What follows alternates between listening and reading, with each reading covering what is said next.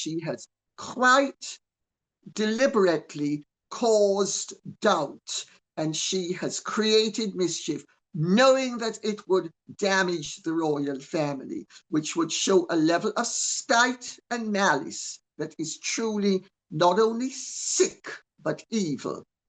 And the alternative is that she didn't give birth to those children.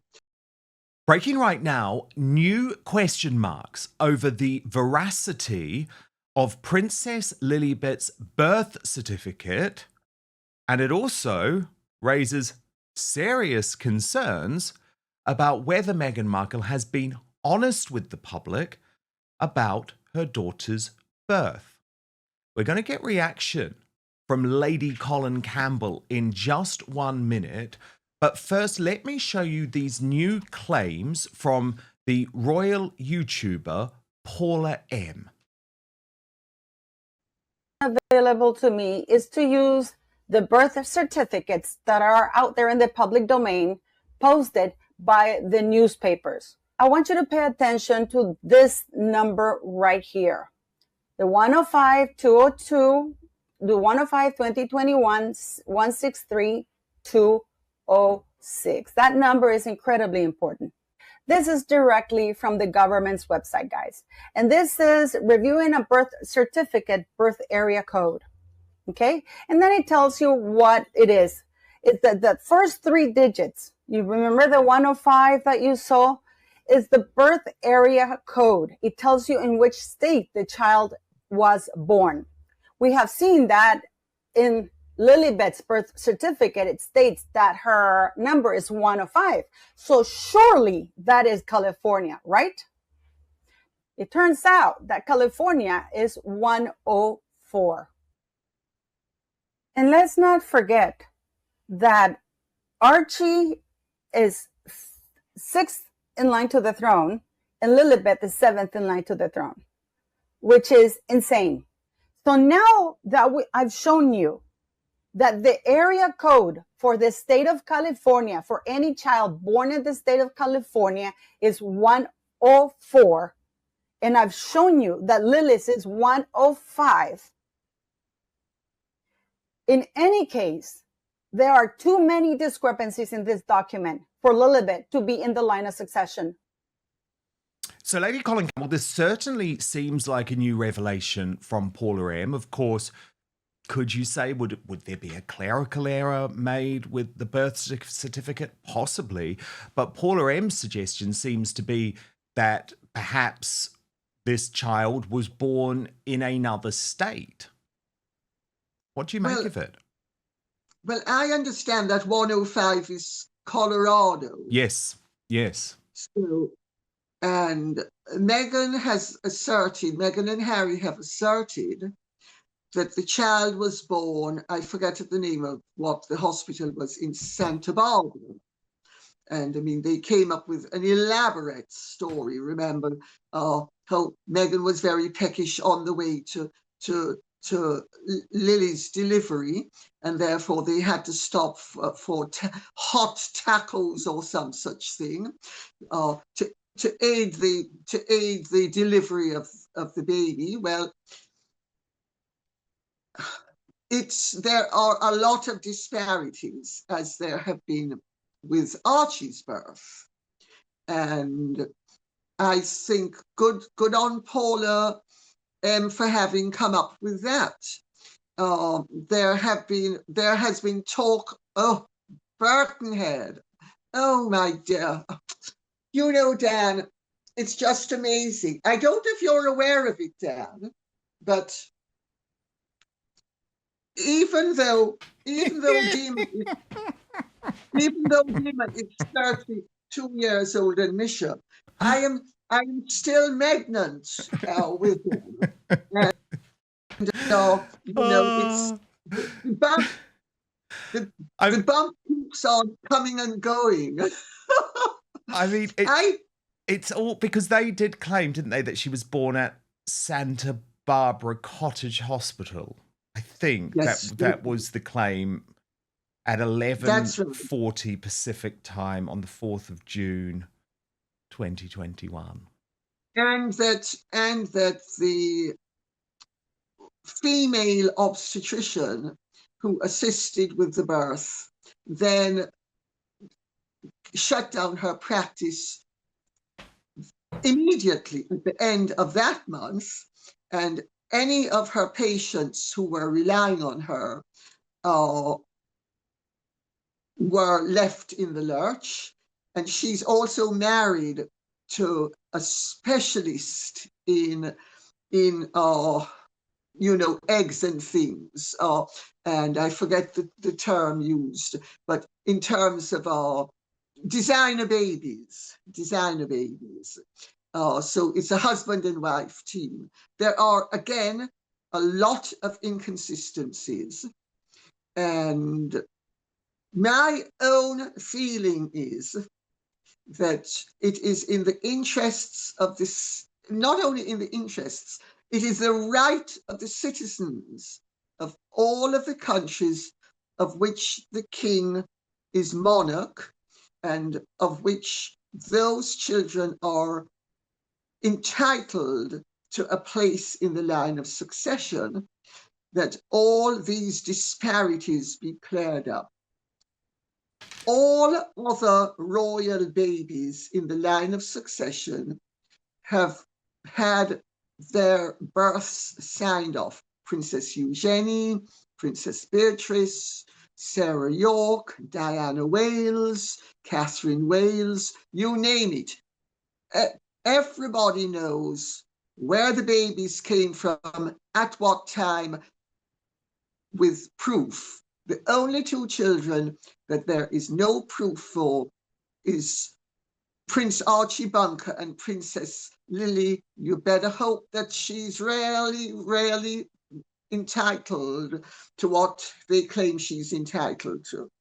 And I think it is the right of all citizens of the United Kingdom, Jamaica, the Isle of Man, you name it, all the countries that Charles and all the realms, that Canada, Australia, New Zealand, you and I have two skins in this game, because we're both dual nationals.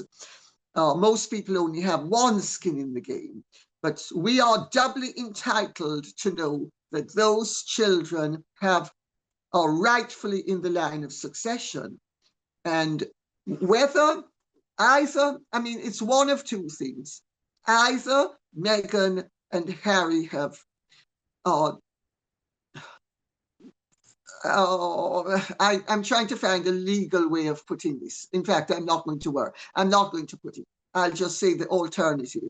And the alternative is that she gave birth to them, and she has quite deliberately caused doubt, and she has created mischief, knowing that it would damage the royal family, which would show a level of spite and malice that is truly not only sick, but evil. And the alternative is that she didn't give birth to those children.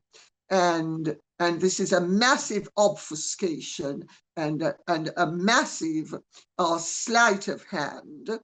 And we don't know what it is.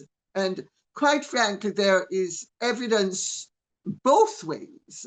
But the disturbing thing is that there is so much evidence from, and I have spoken to doctors, nurses, many women who've given birth to children, and all of them say the same thing. Those photographs of Meghan and the way the baby bump performed are totally unexpected, and they're not aware of any baby, any pregnant woman who is genuinely pregnant having her bump perform the way Meghan's has performed. And yeah, and Lady C, can we just talk about the line of succession? Because look, I've just got the royal family website up. So there it is, in black and white. They're still on there at number 5, the Duke of Sussex. Number 6, Prince Archie of Sussex.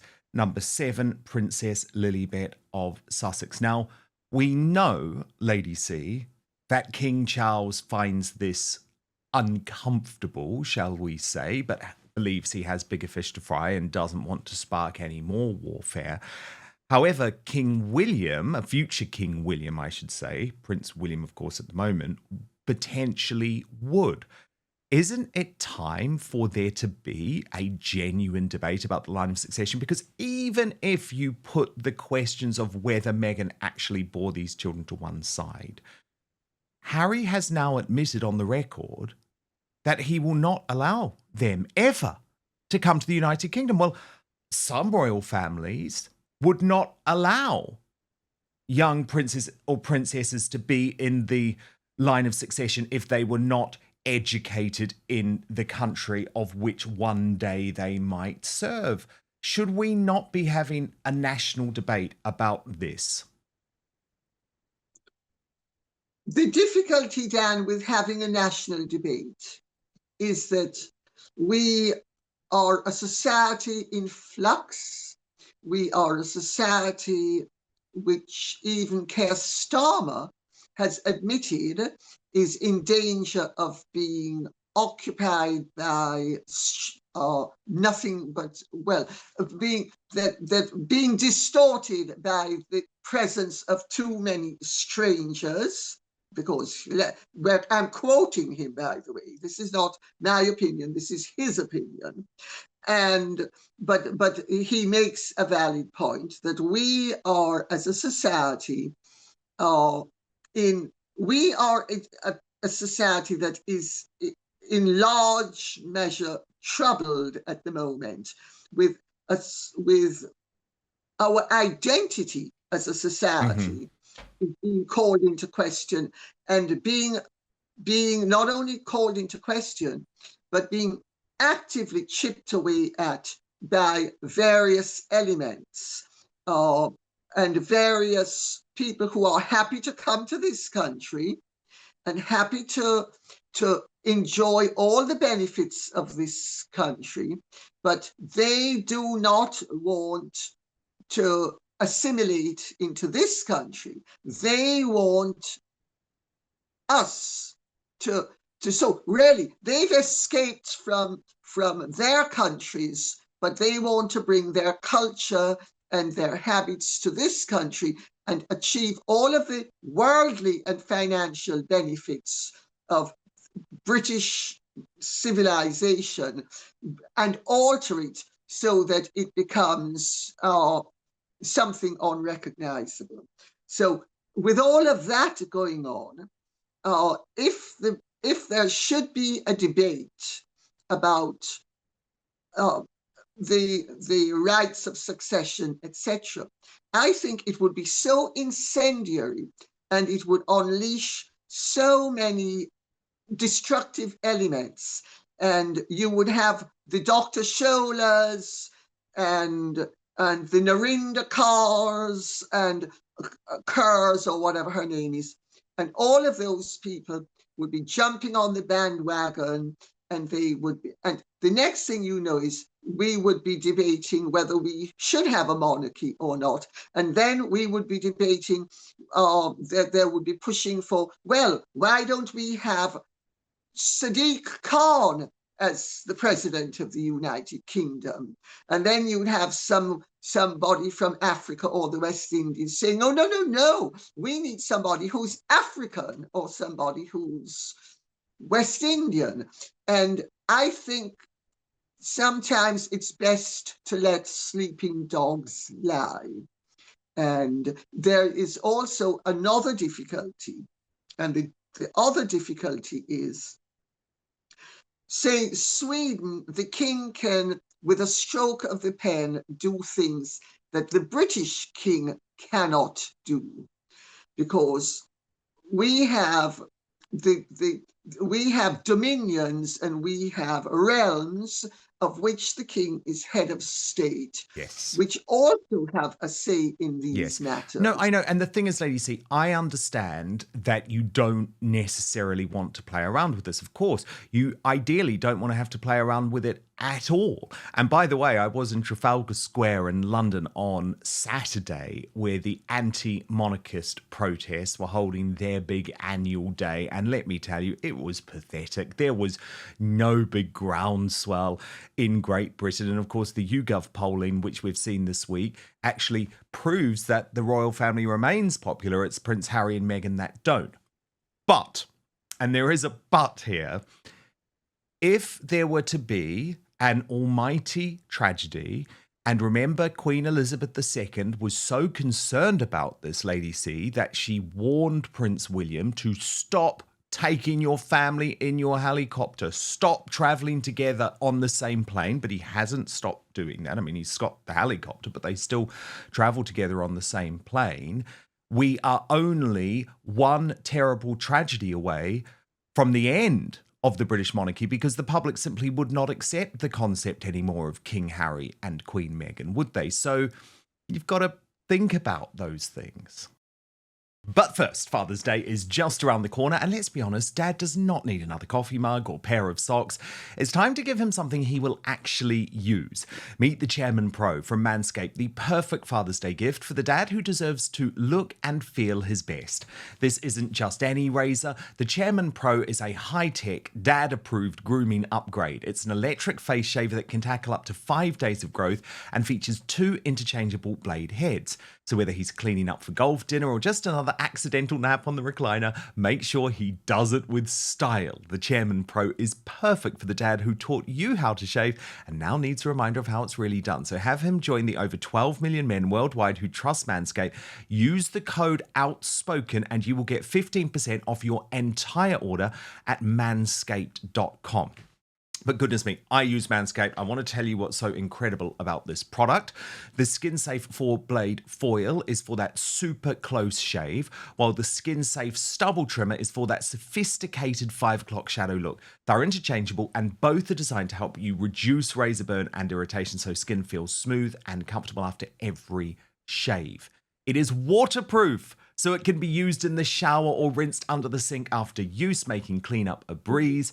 And since Dad is always telling you to charge your phone, right, now he can take his own advice. Thanks to the digital battery display, it showcases the battery level so he knows when it's time to recharge. And with up to 75 minutes of runtime on a single charge, Dad can take his time getting the perfect shave. Manscaped comes with a 2-year warranty on all powered devices, giving you peace of mind with every use. So get your dad a Father's Day gift he'll actually use, the Chairman Pro. For 15% off, go to manscaped.com and just use the code Outspoken at checkout. You'll get it off your entire order, by the way, at www.manscaped.com using the code Outspoken at checkout. But now, back to the show. Well, I think, quite frank, I agree with you, Dan. It's an issue, but I think that people who understand the danger of having this subject debated are of the view that there is very little likelihood of Harry and Meghan ever standing a chance of acceding to the throne, despite the optimism of certain people and the hopes and desires of certain people, who have expressed the view that Harry and Meghan are one plane crash away from the throne. Or was it a helicopter crash? But anyway, whatever it was, one crash away from the throne. Well, yeah, the late Queen, I think she was particularly worried about helicopters because obviously they are more dangerous. But at the same time, Lady C, I mean, plane crashes do happen. Thankfully, not very often. But, you wouldn't see Queen Elizabeth II on the same plane as the then Prince of Wales, Prince Charles, because she understood the risks. Yes, and I'm old enough to remember when Charles and Diana were going to Australia and William was a baby. And Diana dug her heels in and said she would only go if the baby accompanied them, and they went on the same flight. The Queen was dead against it initially, but gave way. And William is his mother's son. William is also obstinate, and William believes that he is a very fine helicopter pilot, which he is, and that nothing will happen on his watch. Well, remember a few weeks ago in New York, there was that tragedy with, I think, the Spanish family, and he was something to do with, I forget what, something Samsung or something. Do you know what I do remember that crash, and they all died, and so too the Leicester City boss, famously, Lady C. You know, they're very dangerous.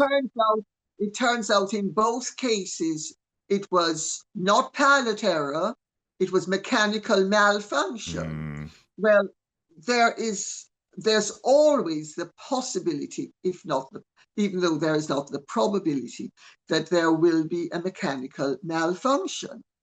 But William has been warned of this, and William ignores it. So, yeah, but of course, exactly, which is why I believe there does need to be a discussion about the line of succession. But I fear that you're right in so many ways, because then you'd also have other people saying, well, Prince Andrew shouldn't be in the line of succession, and it opens up a whole can of worms, does it not? Lady C, I wanted to move on to something fascinating that Alex Phillips said on Outspoken this week.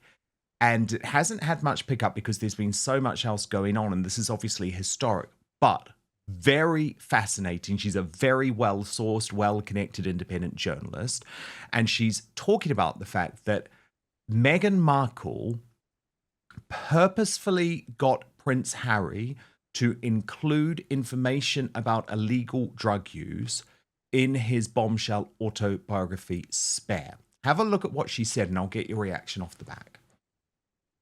I just want to tell you something, Dan. Please. Just twixt us, okay, and everyone watching and listening. I don't know if this stands up, but it's what I heard from a source in which I'd be very confident, who had suggested that the inclusion of all of the drug taking in Spare might have been at her insistence, because when something like that is documented, when it then comes to later divorce proceedings and who gets custody of children and so on and so forth, it is a useful slice of evidence to have at your disposal. Now, I don't know if that's true at all, but it has been suggested to me by somebody well placed whose opinion I would trust on these matters.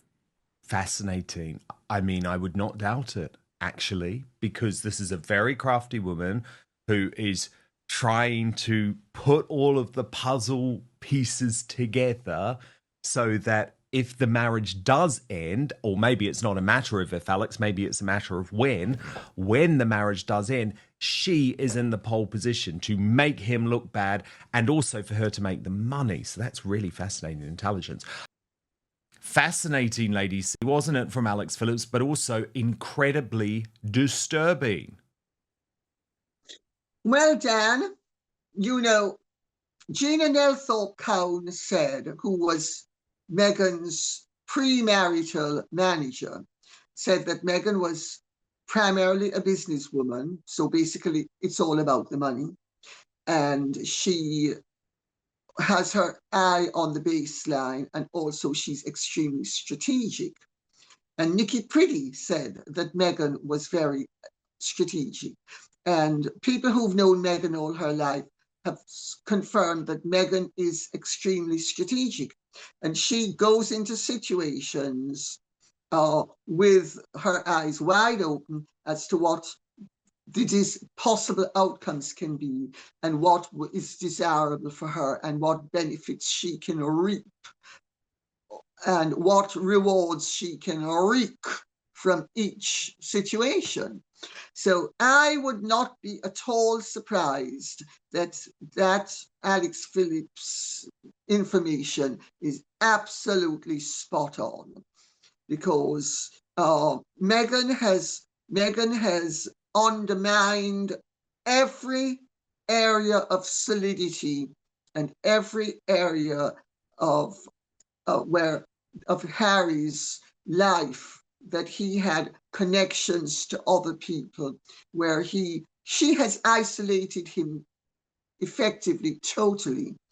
And and like many good Machiavellian narcissists with sociopathic traits exhibited, she has done it with his willing approval and his connivance. And I wouldn't be surprised, because let's remember, Vanity Fair got the information that Meghan had representatives hawking her post-divorce book to publishers. And they haven't sued. Harry and Meghan hasn't sued.